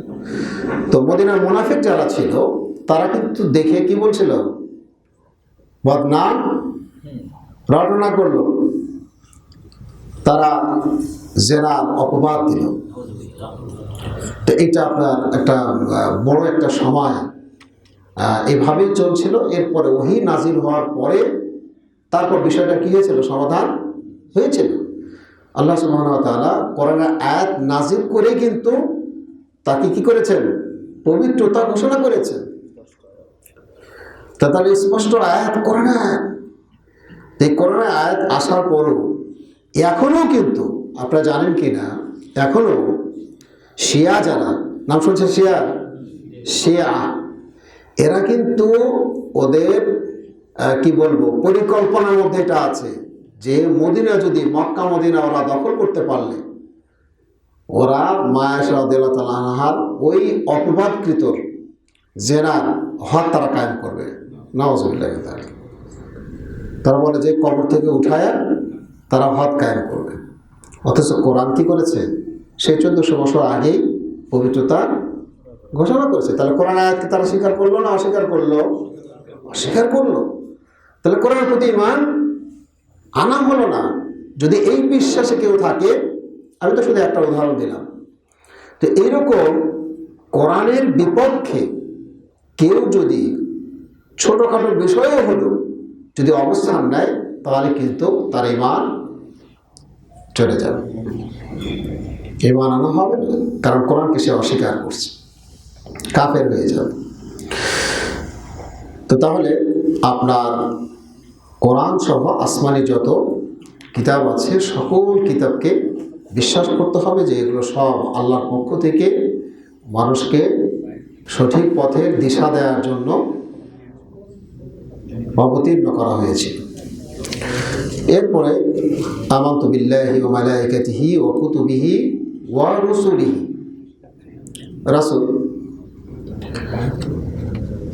নবী সাল্লাল্লাহু আলাইহি সাল্লাম সহ আদম আলাইহিস সালাম থেকে নিয়ে যত নবী রাসূল এসেছেন, সকল নবী রাসূলকে আপনার এই বিশ্বাস রাখতে হবে যে তারা যুগে যুগে বিভিন্ন উম্মার কাছে আল্লাহর সাথে পরিচয় করিয়ে দেওয়ার জন্য, আল্লাহর হক তাদেরকে আল্লাহর হককে বোঝানোর জন্য, তাওহীদ বোঝানোর জন্য, শিরক থেকে দূরে থাকার জন্য তাদের আগমন ঘটেছিল। এমনিভাবে নবী সাল্লাল্লাহু আলাইহি সাল্লাম সর্বশেষ নবী হিসাবে এই পৃথিবীতে আগমন করেছেন। তারপরে আর কোনো নবী বা রসুল আসবেন না। যদিও ঈসা আলাইহিস সালাম আসবেন, তিনি কি হিসাবে আসবেন? উম্মত, নবী সাল্লাল্লাহু আলাইহি সাল্লামের একজন উম্মত হিসেবে আসবেন। তিনি কিন্তু আপনার নবী হিসাবে আসবেন না। তো এই জন্য রাসূলুল্লাহ সাল্লাল্লাহু আলাইহি সাল্লাম কেউ যদি রসুল হিসাবে মেনে নিতে না পারে, তাহলে কিন্তু তার ঈমান পরিপূর্ণতা পাবে না, বরং এটা তার হিতে বিপরীত হয়ে যাবে। যেমনটা শিয়ারাও কিন্তু, শিয়াদের মধ্যে অনেক ভাগ আছে। এর ভিতরে আপনার রাফিজি যারা, তারা ভয়ঙ্কর, ইতনা আশারিয়া, এরা খুব ভয়ঙ্কর। এদের ভিতরে ভয়ঙ্কর ভয়ঙ্কর আপনার আকীদা আছে, যেটা আপনি শুনলে আশ্চর্য হয়ে যাবে। তো এদের ভিতরে একটা আপনার বিশ্বাস আছে যে জিবরাইল আলাইহিস সালাম ভুল করে আলী রাদিয়াল্লাহু তাআলা আনহুর কাছে আসার কথা ছিল ওহী নিয়ে, কিন্তু ভুল করে কার কাছে আসছে? মুহাম্মদ সাল্লাল্লাহু আলাইহি ওয়াসাল্লামের কাছে আসছে। তো এই বিশ্বাস যদি থাকে, ঈমান থাকবে, তাহলে তো সে কি করলো না? মুহাম্মদ সাল্লাল্লাহু আলাইহি ওয়াসাল্লামকে নবী হিসাবে, রাসূল হিসাবে মানল না। তাহলে কিন্তু তার ঈমান কোনো কাজে আসবে না। তাই জন্য সমস্ত নবী রাসূলদের প্রতি যথাযথভাবে ঈমান আনতে হবে। আচ্ছা, এরপরে আর ঈমান বিল ইয়াউমিল আখির, কিয়ামত দিবস যেটাকে আমরা বলি, বা শেষ দিবস, এই দিবসের উপরে বিশ্বাস আনতে হবে। যারা মনে করেন পৃথিবীর জীবনটাকে উপভোগ করছে, এটার যে আপনার হিসাব নিকাশ, পরবর্তী যে মৃত্যুর পরে যে স্টেপগুলো আছে, পর্যায়গুলো আছে, সেই পর্যায়গুলোতে যে আপনার হিসাব নিকাশের বিষয়গুলো অপেক্ষা করছে, সেগুলোকে যদি কেউ বিশ্বাস না করে, তাহলে কিন্তু তার ঈমান পরিপূর্ণতা পাবে না। কবরের প্রশ্ন, কিয়ামত দিবসের প্রশ্ন, কিয়ামত যে আপনার সংগঠিত হবে এবং সেখানে হিসাব নিকাশ হবে, এরপরে জান্নাত জাহান্নাম ফয়সালা হবে, পুল সিরাত, আরও অনেক যে বিষয় যেগুলো বলা হয়েছে, মৃত্যুর পরের যে অবস্থা, সেই অবস্থার পরিপূর্ণভাবে বিশ্বাস করতে হবে। কোনো জায়গায় যদি দ্বিমত কেউ করে, তাহলে কিন্তু শেষ। এটা আপনার ঈমান ভঙ্গের ভিতরে আসবে, যদি আলোচনা আগে কিছু কিছু হয়ে যাচ্ছে। তাই জন্য আপনার কিয়ামত দিবসের যাবতীয় সংবাদের উপরে আপনাকে ঈমান আনতে হবে। সর্বশেষ হচ্ছে ওয়াল কদরি খাইরিহি ওয়া শাররিহি। কাদার মানে কি? যেটাকে বাংলায় আমরা কি বলি? ভাগ্য বলি। তাহলে ভাগ্যের ভালো এবং মন্দের উপরে বিশ্বাস স্থাপন করতে হবে। এই জায়গাটাতে এসে আমরা অনেকেই ঠিক থাকতে পারি না। কারণ আমাদের জীবনে যেমন আনন্দ আছে, সুখ আছে, ঠিক তেমনিভাবে কি আছে? অনেক দুঃখ আছে, কষ্ট আছে। তবে মানুষের জীবনে সুখের চেয়ে দুঃখের পরিমাণটা কিন্তু বেশি, কষ্টের পরিমাণ বেশি। কিন্তু কষ্টের ভিতরে অল্প সুখ দিয়ে এটা কি হয়ে যায়? আপনার সমন্বয় হয়ে যায় জীবনের। তো আপনার জীবনে যেটাই আসুক, সকল অবস্থায় আপনাকে ঈমান আনতে হবে যে এটা আপনার কি ছিল? ভাগ্যে ছিল। আপনার আয়ত্তের বাইরে। ধরেন আপনি একটা ভালো কাজের জন্য চেষ্টা করছেন, একটা ভালো চাকরির জন্য, বা আপনি ব্যবসায় সফল হবেন, অনেক চেষ্টা করছেন, চেষ্টা করতে করতে করতে করতে আপনার দেখা গেল যে আপনার কাঙ্ক্ষিত যে লক্ষ্য, সেই লক্ষ্যে আপনি পৌঁছতে পারলেন না। তাহলে সেখানে গিয়ে আপনি কি করতে হবে? সবর করতে হবে এবং আপনাকে এই ঈমান আনতে হবে যে এই পর্যন্ত এইভাবে আমার কি ছিল, তাকদীরে ছিল, আপনি চেষ্টা করে গেছেন। এরপরে আপনার আমাদের জীবনে অনেক সময় অনেক দুর্ঘটনা ঘটে থাকে, তো সেসব ক্ষেত্রে কি করতে হবে? আমাকে সবর করতে হবে। এটা মুমিনের কিন্তু একটা বড় পরিচয়। রাসূলুল্লাহ সাল্লাল্লাহু আলাইহি সাল্লাম বলছেন, আজাবান লিআমরিল মুমিন, যে মুমিনের বিষয়গুলো খুবই আশ্চর্যের। ওয়ালা ইয়াকুনু যালিকা ইল্লা লিল মুমিন, আর এই ব্যাপারটা শুধুমাত্র মুমিনের জন্যই হয়ে থাকে। সেটা কি? ইদা আসাবাতহু সাররা, যখন তার জীবনে ভালো কিছু আসে, শাকার, তখন সে আল্লাহ কি করে? শুকরিয়া আদায় করে। আনন্দের কোনো কিছু হলো, তখন সে কি করবে? আল্লাহ শুকরিয়া করবে। লাইন শাকারতুম লাযীদান্নাকুম, যদি আমার শুকরিয়া করো, শুকর আদায় করো, তাহলে আমি কি করব? বাড়িয়ে দেব। আর ওয়াইন কাফারতুম ইন্না আযাবি লাশাদীদ, আর যদি শুকরিয়া আদায়ের পরিবর্তে কুফরি করো, তাহলে জেনে রাখো আমার শাস্তি কি অত্যন্ত ভয়াবহ। তো তাহলে বোঝা যাচ্ছে যে মুমিনের জীবনে যখন সুখ আনন্দ আসবে তখন সে শুকরিয়া আদায় করবে। ওয়াইন আসাবাতহু দররা, আর যখন তার জীবনে যদি কি আসে? দুঃখ কষ্ট আসে, বিপদ আসে, সবার, তখন সে কি করবে? ধৈর্য ধারণ করবে। এটা হচ্ছে মুমিনের পরিচয়। তো এটা আপনার তাকদীরের সাথে, ভাগ্যের সাথে, এটা কিন্তু এই হাদিসটা ওতপ্রোতভাবে জড়িত। সেই জন্য ভাগ্যের ভালো এবং মন্দ আপনার আয়ত্তের বাইরে যখন কোনো কিছু ঘটবে, আপনি সেক্ষেত্রে পরিপূর্ণ ঈমান আনবেন, ধৈর্য ধারণ করবেন। এটা হচ্ছে ঈমানের আপনার বড় পরিচয়। সম্মানিত দিনী ভাইয়েরা, সময় কতক্ষণ আছে আর? আচ্ছা আচ্ছা আচ্ছা আচ্ছা এরপরে তাহলে আমরা ইসলাম সম্পর্কে এবং ঈমান সম্পর্কে মোটামুটি একটা ধারণা কিন্তু আমরা পেলাম। তো ঈমান এবং ইসলাম এই দুটো যদিও আলাদা আলাদা শব্দ, যদি আপনি আলাদা করে এর পরিচয় বোঝার চেষ্টা করেন, তাহলে এক কথায় ইসলাম হলো বাহ্যিক যে ইবাদতগুলো আছে, ইসলাম বাহ্যিক যে ইবাদত। কারণ ইসলামের রুকুন যেগুলো ছিল, দেখেন শাহাদা, শাহাদা উচ্চারণ করতেছেন, হ্যাঁ, এরপরে সালাত, সিয়াম, যাকাত, হজ, এই যে আপনার বাহ্যিক, এগুলো কিন্তু সব কি ইবাদত? বাহ্যিক ইবাদত আপনি করছেন। তো এগুলো হচ্ছে বাহ্যিক ইবাদতগুলো হচ্ছে ইসলাম। আর আভ্যন্তরীণ যে ইবাদত, যেটা আমরা দেখতে পাই না, যেমন ঈমানের কথা আমরা আলোচনা করলাম, কোন কোন বিষয়ের উপরে ঈমান আনতে হবে। বিশ্বাস, আপনি রাসূলদেরকে দেখেন না, হ্যাঁ, এরপরে আসমানি কিতাব আপনি অনেকগুলো দেখেন নাই, আসমানে আমাদের কোরআনও কীভাবে নাজিল হয়েছে সেটা আপনি কিন্তু দেখেন নাই, যেটা জিবরাইল আলাইহিস সালাম রাসূলুল্লাহ সাল্লাল্লাহু আলাইহি সাল্লামের উপরে নিয়ে এসেছেন, এটা আমরা দেখি নাই। তো এই যে ঈমানের বিষয়গুলো, এগুলোর উপরে, এগুলো হচ্ছে আপনার আভ্যন্তরীণ বিষয়, এগুলো হচ্ছে আপনার ঈমান।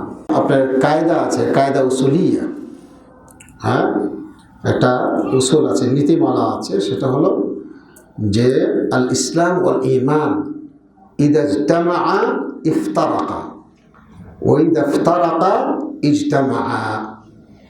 ইসলাম এবং ঈমান যখন আপনার কোনো আলোচনায় একসাথে আসবে, মানে এক সময়ে আপনি দুটোই আলোচনা করছেন, তখন আপনার কি হবে? এটার আলাদা আলাদা যে অর্থ আছে, আলাদা আলাদা যে প্রসঙ্গ আছে, সেগুলো তখন আলাদা অর্থ প্রকাশ পাবে। যখন এখন আপনাদের সামনে আমি ঈমান ইসলাম সম্পর্কে আলোচনা করলাম, আলাদা আলাদা ভাগ ভাগ করে আলোচনা করলাম। এর বিপরীতে ওয়াইদা ইফতারাকা ইজতামা, আর যখন এটা আলাদাভাবে আলোচনা হবে, ধরুন শুধু ইসলামের আলোচনা করছি, তখন এটা আপনার ইনডাইরেক্টলি ভাবে ইমানটা কি হয়ে যাবে, যুক্ত হয়ে যাবে। মানে আমি যদি বলি আমি মুসলিম, কি বললাম, আমি মুসলিম, তাহলে আমি মুসলিম, মুমিন না?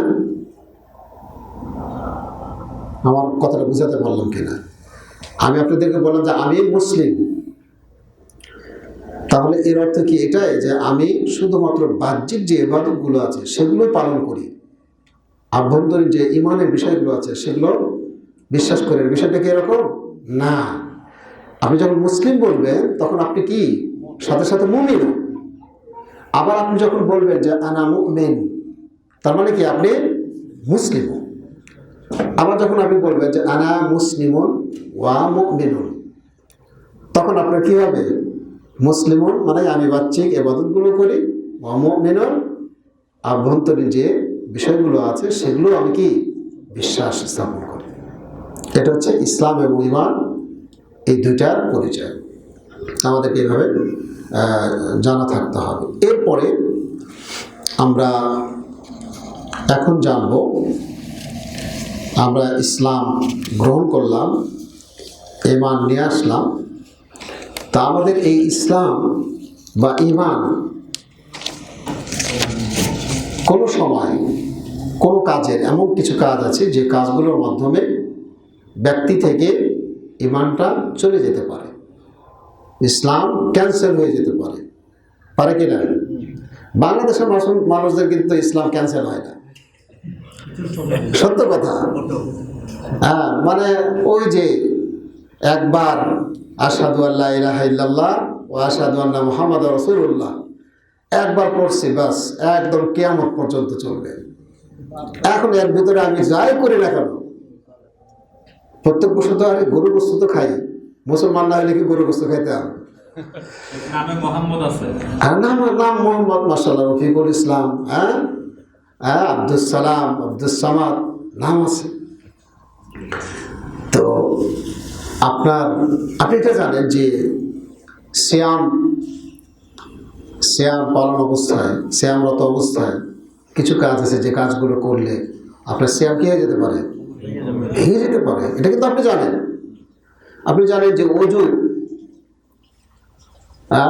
বায়ু আসলে পরে অজু কি হয়ে যেতে পারে, ভেঙে যেতে পারে। এরপরে আপনি সালাতে দাঁড়িয়েছেন, সালাতে কিছু কাজ আছে যে কাজগুলো করলে সালাত বাতিল হয়ে যেতে পারে।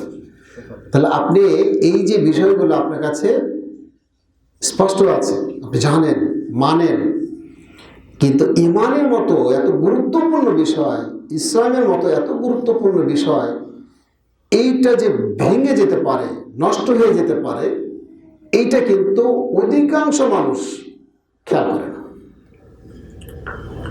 যে ঈমানটা যে কোনো সময় কথার মাধ্যমে, বিশ্বাসের মাধ্যমে, কাজের মাধ্যমে কি হয়ে যেতে পারে, নষ্ট হয়ে যেতে পারে। সেই জন্য অনেক ওলামা কেরাম বিভিন্ন রকমভাবে আপনার ঈমান ভঙ্গের কারণগুলো নিয়ে আলোচনা করেছে। অনেক আলেম ওলামা তারা তাদের নিজের পদ্ধতিতে কোরআন এবং সুন্নাহর আলোকে, এর ভিতরে সবচাইতে বেশি সুন্দর এবং সংক্ষেপে, বিস্তারিত না, আপনার 10টা বিষয়ের ভিতরে, এই যে আপনাদের এখানে লেখা আছে, পিছনে লেখা আছে, সংক্ষেপে লেখা আছে এখানে। এই 10টি বিষয়ের ভিতরে মোটামুটি সবগুলোই আপনি যদি ব্যাখ্যা করেন তাহলে আরও অনেক শাখা প্রশাখা বের করা যাবে। তো এই 10টি বিষয়ের মধ্যে সীমাবদ্ধ করা হয়েছে। তো এই 10টির কোনো একটা যদি সংগঠিত হয় তাহলে একজন মানুষের ইসলাম বা ঈমান ভঙ্গ হয়ে যাবে, তাকে নতুনভাবে আবার শাহাদা পাঠ করতে হবে এবং ঈমান আনতে হবে, নতুবা কিন্তু সে মুমিন বা মুসলিমের কাতারে থাকতে পারবে না। তাহলে অত্যন্ত গুরুত্বপূর্ণ বিষয়, যেন আমাদেরকে এই বিষয়গুলো জানতে হবে এবং খেয়াল রাখতে হবে যে আমাদের এই কাজগুলো কোনোভাবেই করা যাবে না, করলে পরে ঈমান চলে যাবে, আমরা বুঝতে পারবো না। তো এর ভিতরে শেখ মোহাম্মদ বিন আব্দুল ওয়াহাব রাহিমাহুল্লাহ নাম শুনছেন আপনারা? হ্যাঁ, নজদি গালি দেয় আমাদের দেশে। হ্যাঁ, নজদি, হ্যাঁ আব্দুল ওয়াহাব নজদি। আবার ওনার ওই যে ওয়াহাবি বলে না, ওয়াহাবি কি জন্য? ওই যে ওনার নাম যে আব্দুল ওয়াহাব, তার দিকে সম্বোধন করে তার চিন্তা চেতনা, তার যে আপনার দৃষ্টিভঙ্গি ছিল, সেই দৃষ্টিভঙ্গি নিয়ে যারা চলে তাদেরকে কি বলে? তারা ওয়াহাবি বলে। কিন্তু ওনার সুবহানাল্লাহ, ওনার কিতাবুত তাওহীদ আপনারা হয়তো বাংলা হয়েছে, আপনারা অনেকে হয়তো পড়েছেন। তো কিতাবুত তাওহীদ আপনি শুরু থেকে নিয়ে শেষ পর্যন্ত একটা পৃষ্ঠার ভিতরেও আপনি তার নিজস্ব মানে মন গড়া কোনো কথা বক্তব্য আপনি বের করতে পারবেন না। কোরআন আর হাদিস যেখানে কথা বলছেন কোরআন হাদিস নিয়ে আসছেন, ব্যক্তিগত কোনো উসুল নেই, কোরআন হাদিস। তাহলে তারা কিন্তু দেখবেন যারা বিদআতি, যারা ওয়াহাবি বলে গালি দেয়, ওরা দেখবেন যে মোহাম্মদ বিন আব্দুল ওয়াহাব রাহিমাহুল্লাহ ওনার সুনির্দিষ্ট কোনো কথা বা বক্তব্য নিয়ে কিন্তু তারা সমালোচনা করে না। তারা দেখবেন যে শুধু গালি আর গালি দিবে, নজদি ওয়াহাবি। কিন্তু তার কি কাজ, কোন কাজের কারণে আমি গালি দিচ্ছি বা সমালোচনা করছি, সে কাজ নিয়ে কিন্তু সমালোচনা নেই। সেই জন্য আমরা তার কিতাবগুলো পড়লে দেখতে পাই যে আসলে উনি মুজাদ্দিদ ছিলেন, মুজাদ্দিদুল উম্মাহ। পুরো জাতিকে তিনি নতুনভাবে কোরআন এবং সুন্নাহকে শিখিয়ে দিয়ে গেছেন। কারণ উনি যে সময় এসেছিলেন সে সময় কিন্তু বিভিন্ন এলাকায় কী ছিল? শিরক বেদাতের আঁকড়া ছিল। উনি এগুলোর বিরুদ্ধেই অবস্থান নিয়েছিলেন, এগুলোর বিরুদ্ধেই তার অধিকাংশ কিতাব। এই জন্য যারা বেদাতের সাথে জড়িয়ে আছে, শিরকের সাথে জড়িয়ে আছে, তারা কখনোই তাকে মেনে নিতে পারবে না, এটাই স্বাভাবিক। তা আমরা 10টি ঈমান ভঙ্গের প্রথমটি হলো আশ-শিরকু ফি ইবাদাতিল্লাহ। শিরক পৃথিবীর সবচাইতে ভয়ঙ্কর অপরাধ, জঘন্যতম অপরাধ হচ্ছে শিরক। অথচ আমাদের দেশে অহরহ যেখানে সেখানে শিরক হচ্ছে, সেটা আপনার সরকারি পর্যায় থেকে সাধারণ মানুষ পর্যন্ত। আমরা সেটাকে অপছন্দ না করলেও বলছি না, বরং সেখানে সরকারিভাবে সেটাকে আরো শক্তিশালী করা হচ্ছে, সাধারণ মানুষও সম্মান করছে বিভিন্নভাবে। এই জন্য এই শিরকটা আল্লাহ রাব্বুল আলামিনের কাছে সবচেয়ে ভয়ঙ্কর অপরাধ। কারণ এটা আল্লাহ রাব্বুল আলামিনের যে হক আছে, হকের সাথে সম্পর্কিত। আল্লাহ সুবহানাহু ওয়া তাআলা হক কি হক? এক কথায় আমরা বলবো ইবাদত। ইবাদত কি? আল্লাহর হক। উনি আমাদেরকে সৃষ্টি করেছেন কিসের জন্য? ইবাদতের জন্য। আমাদের সৃষ্টির উদ্দেশ্য হচ্ছে ইবাদত। তো এই জন্য তার এই হকের কোনো অংশ তার জন্য না করে আল্লাহ ছাড়া অন্য যে কোনো বস্তু হোক, ব্যক্তি হোক, এর জন্য খরচ করলে সেটা কি হয়ে যাবে? শিরক হয়ে যাবে। এখন আপনি ধীরে ধীরে এটা মিলিয়ে নেবেন, আল্লাহর হক কোনগুলো। সেজদা করা আল্লাহর হক, কোরবানি করা আল্লাহর নামে কোরবানি করা আল্লাহর হক, নজর মানা আল্লাহর হক, সাহায্য চাইবেন কার কাছে? আল্লাহর কাছে। আপনি ডাকবেন কাকে? বিপদে ডাকবেন কাকে? আল্লাহকে। তো আল্লাহর যে হক আছে সেই হকগুলো আল্লাহর জন্য সাব্যস্ত না করে কোনো ব্যক্তি বা বস্তুর জন্য যদি কেউ সাব্যস্ত করে কিছু অংশ, তাহলে সেটা শিরক হয়ে যাবে। আর এই শিরক কেউ যদি করতে করতে এর উপরেই মারা যায়, তওবা করার সুযোগ যদি না হয়, তাহলে কিন্তু সে চিরস্থায়ী জাহান্নামী হবে। ব্যাপারটা কিন্তু আমরা যত সহজে নিচ্ছি, সহজে নিয়ে থাকি, তত সহজ কিন্তু নয়। এজন্য কোরআন দেখেন বলছেন, ইন্নাল্লাহা লা ইয়াগফিরু আন ইউশরাকা বিহি, যে নিশ্চয় আল্লাহ রাব্বুল আলামিন তার সাথে শিরিক করাটাকে তিনি ক্ষমা করবেন না। ওয়া ইয়াগফিরু মা দুনা যালিক লিমান ইয়াশা, আর এই শিরক ছাড়া অন্য যে কোনো অপরাধ তিনি কারো জন্য চাইলে ক্ষমা করতে পারেন। শিরক ছাড়া অন্য যে কোনো অপরাধ দুইটা অবস্থায় থাকবে, দুইটা অবস্থায়, কাবিরা গুনাহ শিরক ছাড়া অন্য যে কোনো কাবিরা গুনাহ অবস্থায় বান্দা দুই অবস্থায় থাকবে। একটা হলো যে অপরাধ সে করেছে সে অপরাধের যে শাস্তি, সে শাস্তি তাকে দেয়া হবে। যদি তার ভিতরে ঈমান থাকে তাহলে এই শাস্তি ভোগ করার পরে সে জান্নাতে আসবে। আর আল্লাহ তাআলা ইচ্ছা যদি করেন বান্দার প্রতি, তাহলে তিনি এই কাবিরা গুনাহ তাকে ক্ষমা করে সরাসরি জান্নাত দিয়ে দিতে পারেন। কিন্তু শিরক যদি থাকে তাহলে সম্ভব নয়। শিরক যদি হয় তা আচ্ছা, বান্দার হকের বিষয়টা পরে আসতেছে, আমরা শিরক নিয়ে আলোচনা করছি। আপনি এটা রাখেন, আমি ইনশাআল্লাহ প্রশ্নোত্তর পর্ব যখন করব তখন ইনশাআল্লাহ উত্তর দেব। আচ্ছা, এরপরে ওয়াগফির মা দুনা যালিকা লিমান ইয়াশা ইন্নাহু মান ইউশরিক বিল্লাহি ফাকাদ হারামাল্লাহু আলাইহিল জান্নাহ। যে শিরক করবে আল্লাহ রাব্বুল আলামিন তার জন্য জান্নাত হারাম করে দিবেন। ওয়া মাওয়াহুন নার, এবং তার ঠিকানা হবে জাহান্নাম। ওয়া মা লিয-যালিমিনা মিন আনসার, এবং যারা জালেম, যারা শিরক করে তারা কি জালেম। আল্লাহ জালেম বলছেন যে এই জালেমদের কোনো সাহায্যকারী সেদিন থাকবে না। আচ্ছা, তাহলে আমরা বুঝলাম যে শিরক যদি কেউ করে তাহলে তার কি হবে? ঈমান নষ্ট হয়ে যাবে।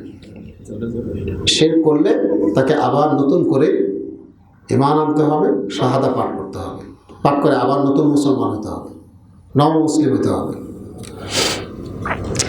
দ্বিতীয়ত হলো মান জাআলা বাইনাহু ওয়া বাইনাল্লাহি ওয়াসাআত, যে ব্যক্তি তার মাঝে এবং আল্লাহর মাঝে মাধ্যম ধরবে, মাধ্যম ধরে তাকে ডাকবে এবং তার কাছে সুপারিশ চাইবে, তাকে সুপারিশকারী হিসেবে করে যে তুমি একটু সুপারিশ করো। যেটা আমরা কিন্তু ওই যে উলুহিয়াতের আলোচনা করেছিলাম, আপনাদের মনে আছে কিনা? যে কাফের মুশরিক যারা ছিল মক্কার, তারা মাধ্যম ধরেছিল আল্লাহর কাছে পৌঁছার জন্য। যে এরকম মাধ্যমকে যদি ধরে, সরাসরি আল্লাহকে না ডেকে আল্লাহর কাছে সাহায্য না চাইয়ে, তাহলে তারও কি হবে? ঈমান চলে যাবে, সে কাফের হয়ে যাবে। যদি এই অবস্থায় কেউ যদি অটল থাকে।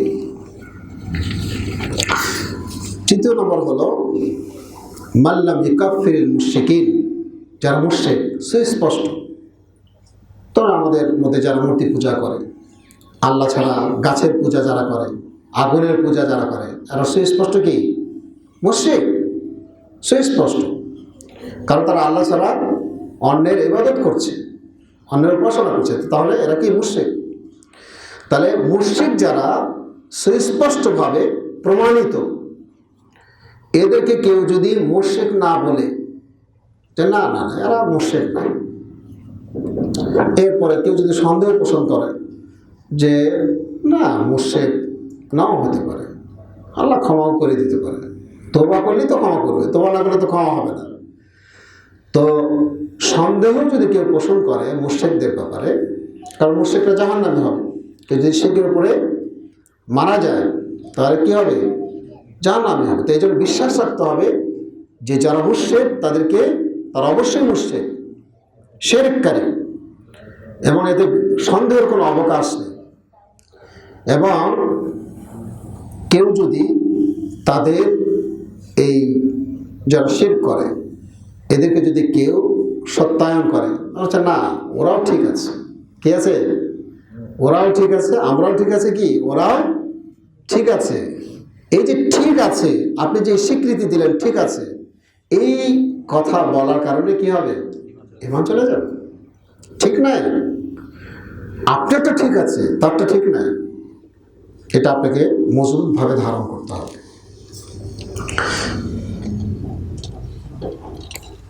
আমাদের ভিতরে আছে কিনা এরকম? আছে কিছু মানুষ আছে, আরে ওরাও একটা ধর্ম পালন করছে, ওরাও ঠিক আছে, আমরা একটা ধর্ম পালন করছি, আমরাও ঠিক আছি। এই ধরনের মেজাজ যদি থাকে তাহলে কিন্তু ঈমান অটো চলে যাবে। খুব সতর্ক থাকতে হবে এক্ষেত্রে।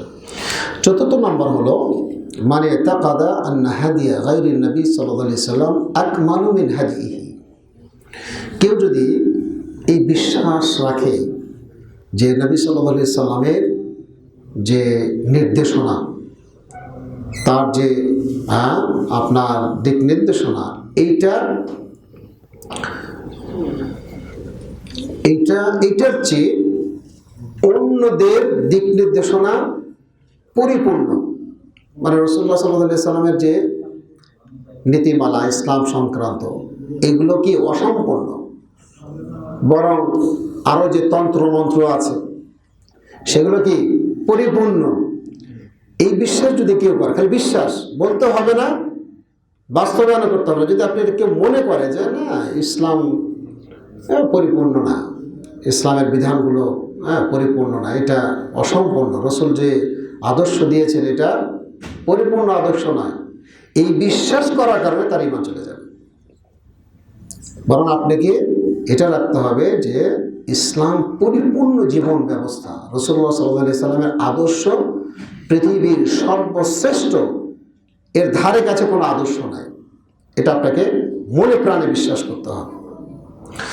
আওয়ান্না হুকমা গায়রিহি আহসানু মিন হুকমিহি, অথবা তার যে বিধিবিধান আছে, রাসূলুল্লাহ সাল্লাল্লাহু আলাইহি সাল্লাম যে বিধান নিয়ে এসেছেন সেই বিধানের চেয়ে অন্যের বিধান কি সুন্দর, ইসলামের বিধিবিধান সুন্দর না। এই বিশ্বাস, শুধুমাত্র বিশ্বাসের কারণে ঈমান চলে যাবে এভাবে। তো এই জন্য এখানে আমাদেরকে সতর্ক থাকতে হবে। এরপরে মান আবগাদা, পঞ্চম নাম্বার। আচ্ছা, চতুর্থ নম্বরের ভিতরে এখানে আরও লম্বা আলোচনা আছে যে আপনার ধরেন আমাদের দেশে গণতান্ত্রিক পন্থায় কিন্তু সব কিছু রাষ্ট্রীয় আর কি যে পরিবর্তন যেটা বলেন, গণতান্ত্রিক পন্থায় কিন্তু পরিবর্তনটা হচ্ছে, সরকার পরিবর্তন। এই যে পন্থাটা, এই পন্থাটা কিন্তু ইসলাম সমর্থিত না, যে কারণে হোক, যেভাবেই হোক, এটা চলে আসছে আমাদের উপরে। এখন এইটাকে কেউ যদি মনে করে যে এই পন্থাটা যে এটা আপনার ইসলামের চেয়ে সুন্দর, এটা যদি কেউ বিশ্বাস করে বা মনে করে, তাহলে কিন্তু তার ঈমান চলে যাবে। কেউ যদি মনে করে যে ইসলাম, আমি খোলামেলাই বলছি, এটা জানা দরকার, আপনার উপরে আছে, আপনি পরিবর্তন করতে পারছেন না, আপনার অজুহাত আছে আল্লাহর কাছে পেশ করার, কিন্তু আপনার ব্যক্তিগত পর্যায়ে, ব্যক্তি পর্যায়ে আপনার বিশ্বাসটা কিন্তু পরিচ্ছন্ন থাকতে হবে যে এই গণতান্ত্রিক পন্থা ইসলামিক পন্থা চেয়ে, ইসলামের নীতিমালার চেয়ে কোনোভাবেই সুন্দর নয়, পরিপূর্ণ নয়। বা কেউ যদি এটা মনে করে যে আপনার গণতান্ত্রিক পন্থাও ঠিক আছে, ইসলামিক পন্থাও ঠিক আছে, দুটোই যদি ঠিক মনে করে, তাহলে তাতেও কিন্তু কী হবে, ঈমানের ঘাটতি হয়ে যাবে। বরং আপনাকে বিশ্বাস করতে হবে যে ইসলামের যে নীতিমালা আছে, ইসলাম যেভাবে প্রতিষ্ঠিত হয়েছিল, যে পন্থায় খেলাফতের আদর্শে, সেই পন্থাটা হচ্ছে সবচেয়ে উত্তম পন্থা, এর চেয়ে উত্তম কোনো পন্থা নেই। বরং মনে মনে আপনাকে কী করতে হবে, আপনার জায়গা থেকে ইসলাম ছাড়া অন্য যে কোনো মন্ত্রতন্ত্রকে আপনার ঘৃণা করতে হবে।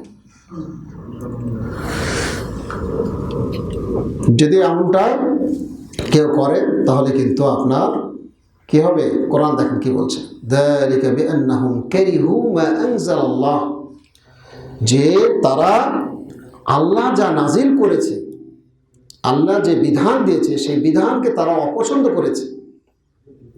ফাআহবাতা আমালাহুম, এই কারণে তিনি তাদের আমলগুলোকে নষ্ট করে দিয়েছে।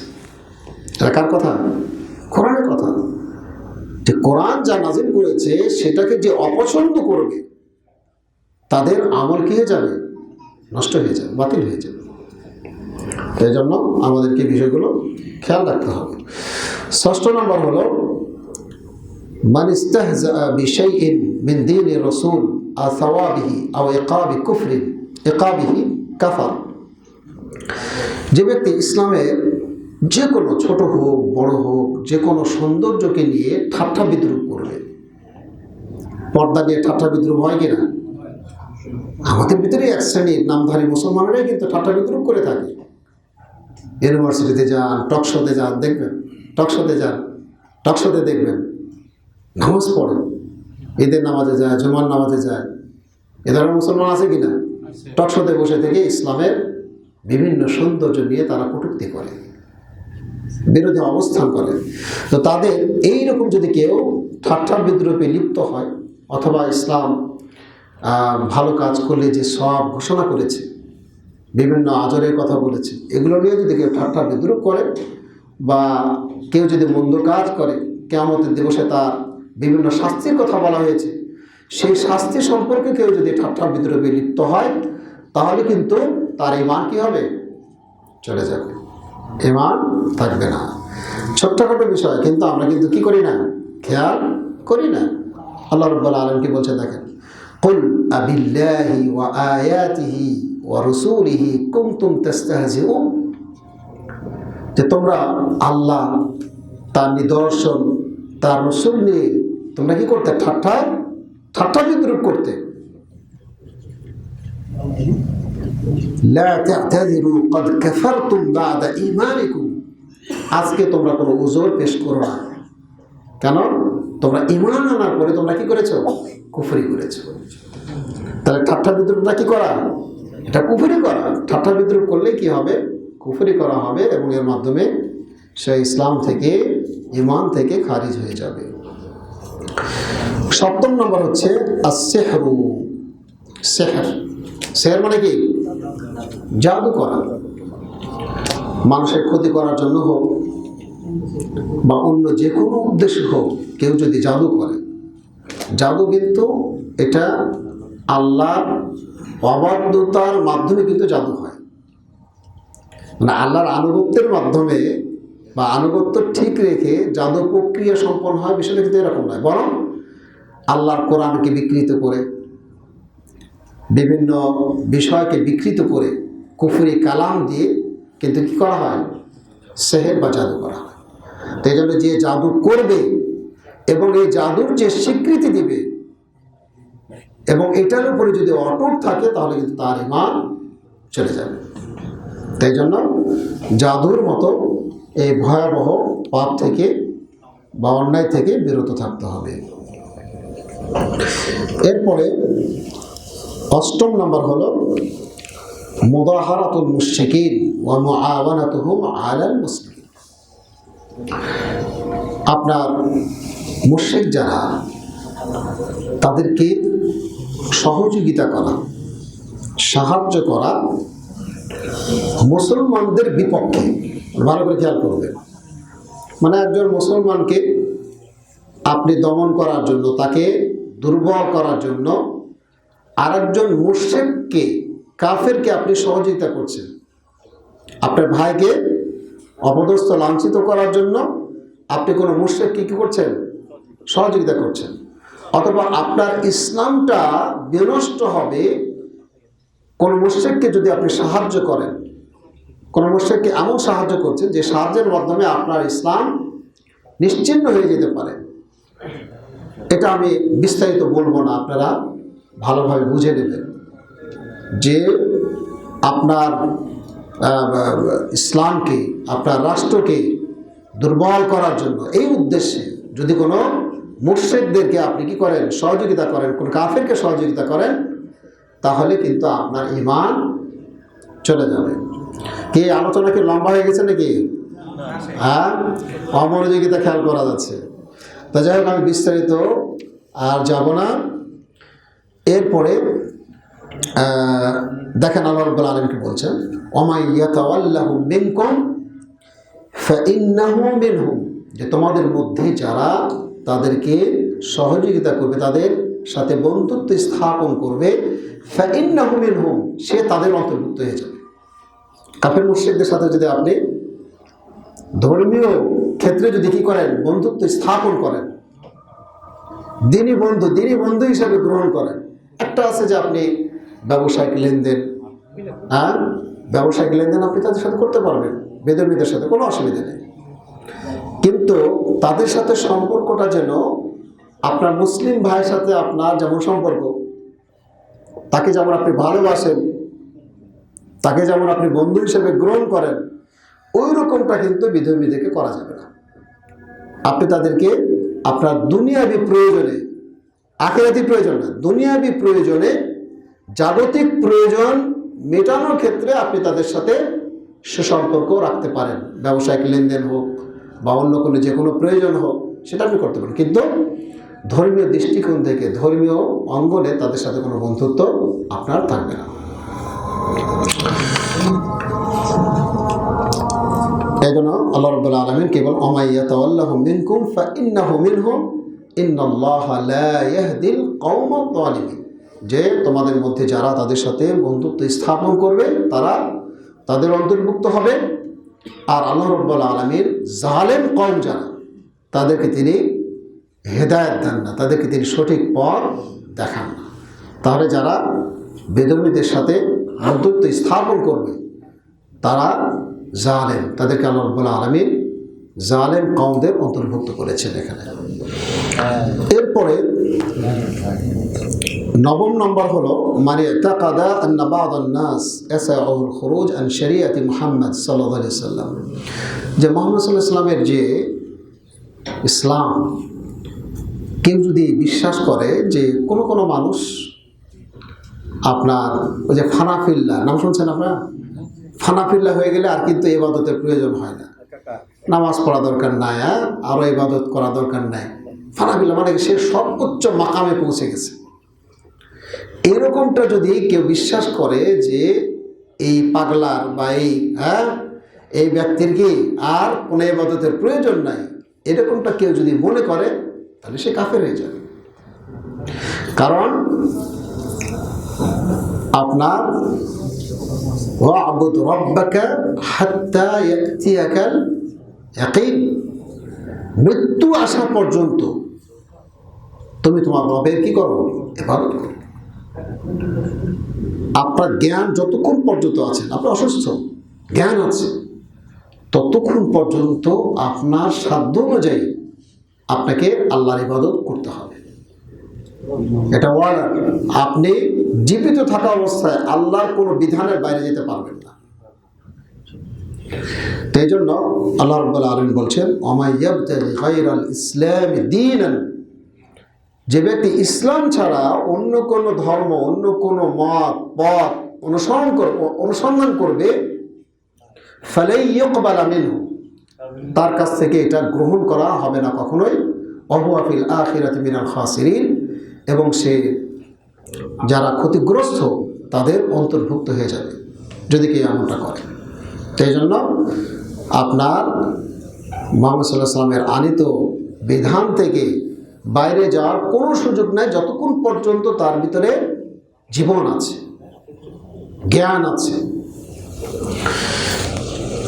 এরপরে সর্বশেষ যে এটা অত্যন্ত ভাবনার বিষয় এবং ভয়াবহ বিষয়, সেটি হলো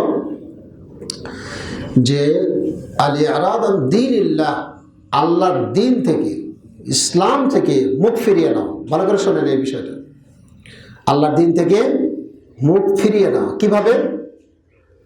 লা ইয়াতাআল্লামুহু ওয়া লা ইয়া'মালু বিহি, যে এই দিনকে সে শিখে না এবং আমল করে না। ভালো করে বুঝতে পারলেন কিনা? আল্লাহর দিন থেকে মুখ ফিরিয়ে নেওয়ার অর্থ হলো যে দিনকে সে জানে না, জানার চেষ্টা করে না এবং মানে না। আমাদের সমাজে আপনার এই পয়েন্টের উপরে যদি আপনি আমাদের সমাজটাকে আপনি দাঁড় করান, তাহলে দেখবেন যে অধিকাংশ মানুষ বেঈমান, ঈমান নেই, ঈমান হারা। কারণ মানুষ ইসলাম সম্পর্কে জানেও কম, জানার চেষ্টাও করে না। মানা তো পরের কথা, না জানলে মানবে কি? রাসূলুল্লাহ সাল্লাল্লাহু আলাইহি ওয়াসাল্লাম বললেন, তালাবুল ইলমি ফরিদাতুন আলা কুল্লি মুসলিম, প্রত্যেক মুসলিম, নর হোক নারী হোক, সকলের উপরে দিনের জ্ঞান অর্জন করা ফরজ, ফরজে আইন কোনগুলো? যেগুলো তাকে প্রতিনিয়ত আদায় করতে হয়, যে ফরজগুলো তার উপরে আছে তাকে আদায় করতে হয়, সেগুলো আপনার সে সম্পর্কে জ্ঞান অর্জন করা ফরজ। যেমন আমরা জানি যে সালাত আদায় না করলে কি হবে? গুনাহ হবে, কাবিরা গুনাহ হয়ে যাবে, আল্লাহর কাছে জবাবদিহি করতে হবে। ঠিক তেমনিভাবে আমার উপরে ন্যূনতম যে জ্ঞান অর্জন করা ফরজ, সেইটা যদি কেউ না করে তাহলে কিন্তু কি হবে? ফরজ তরক করার গুনাহ হবে। ফরজে আইন যেটা, আর ফরজে কিফায়া যেটা, সেটা হচ্ছে গভীরের বিশ্লেষণ ধর্মী যে জ্ঞানগুলো আছে গভীরের পর্যায়ে, যেটা এক শ্রেণীর মানুষ যাদেরকে আমরা আলেম বলি, ওলামা, তারা যদি জেনে নেয় তাহলে বাকিদের কাছ থেকে সেটা আদায় হয়ে যাবে। কিন্তু কেউ যদি আদায় না করে, সমাজের কেউ যদি আলেম না হয়, তাহলে কিন্তু সবাই কী হবে? গুনাহগার হয়ে যাবে। সেই জন্য দিনের জ্ঞান দুই রকম, একটা হচ্ছে ন্যূনতম আর একটা হচ্ছে গভীরের বিষয়গুলো। ন্যূনতম জ্ঞান অর্জন করা সকল নারী পুরুষ এর উপরে কি ফরজে আইন, ফরজে আইন মানে অবশ্যই আপনাকে শিখতে হবে দিন সম্পর্কে। এই জন্য এটা অত্যন্ত গুরুত্বপূর্ণ পয়েন্ট যে আল্লাহর দিন থেকে কেউ যদি মুখ ফিরিয়ে নেয় তাহলে কিন্তু সেটা মুখ ফেরানোটা কি? যে দিন সম্পর্কে জানে না, জানলো না এবং মানলো না, তাহলে কিন্তু সেও কিন্তু ঈমান হারা হয়ে যাবে। আল্লাহ রাব্বুল আলামিন বলছেন, ওমান আযলামু মিম্মান যুক্কিরা বিআয়াতি রাব্বিহি, তার চেয়ে বড় জালেম আর কে আছে যে যাকে আল্লাহর আয়াত সম্পর্কে স্মরণ করিয়ে দেওয়া হয়েছে, সেইখান থেকে স্মরণ করে দেওয়া হয়েছে, সুম্মা আরাদা আনহা, আল্লাহর আয়াত তার সামনে উপস্থাপন করা হয়েছে এবং সেটা থেকে সে মুখ ফিরিয়ে নিয়েছে, তার চেয়ে বড় জালেম আর কে আছে?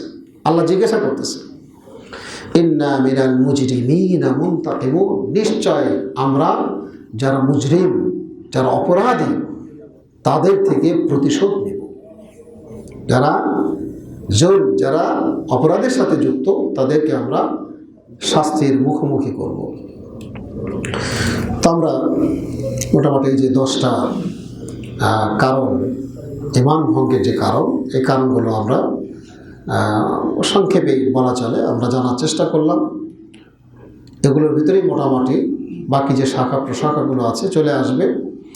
তো এই বিষয়গুলো অবশ্যই প্রত্যেকটা মুসলিম নর নারীর জানা থাকা দরকার। কারণ আমার ঈমানটা আছে কি নাই এটা আমি বুঝবো কীভাবে? আমাকে জানা থাকতে হবে না যে ঈমান কোন কোন কাজের কারণে ভঙ্গ হয়ে যেতে পারে। এই জন্য ওই বিষয়গুলো জানা থাকলেই তখন আমি জানতে পারবো যে ঈমানটা আমার আছে কি নাই। এই জন্য এই ঈমান ভঙ্গের কারণগুলো আমরা ভালোভাবে আরও রপ্ত করার চেষ্টা করব এবং সতর্ক থাকব যেন আমাদের ঈমান কোনোভাবেই যেন আমাদের হাতছাড়া না হয়ে যায়। কারণ এটা হচ্ছে আমাদের জীবনের সবচাইতে মূল্যবান সম্পদ। আপনার পৃথিবীতে যা আছে সবচাইতে মূল্যবান সম্পদ হচ্ছে আপনার ঈমান। আপনার ঈমান ঠিক থাকবে, আপনি সফল কাম। ঈমান নিয়ে যেতে পারলেই সফল কাম হবে। আর ঈমান হারা হয়ে যদি যায় তাহলে কিন্তু সে ক্ষতিগ্রস্তদের অন্তর্ভুক্ত হয়ে যাবে। এই জন্য ঈমানটা আমাদের যেন সচল থাকে, ঠিক থাকে, এবং কিভাবে ঠিক থাকবে সেই কাজগুলো আমরা বেশি বেশি করার চেষ্টা করব। আল্লাহ সুবহানাহু ওয়া তাআলা আমাদের সবাইকে ঈমানের উপর অটল থাকার তৌফিক দান করুন। আল্লাহুম্মা আমিন।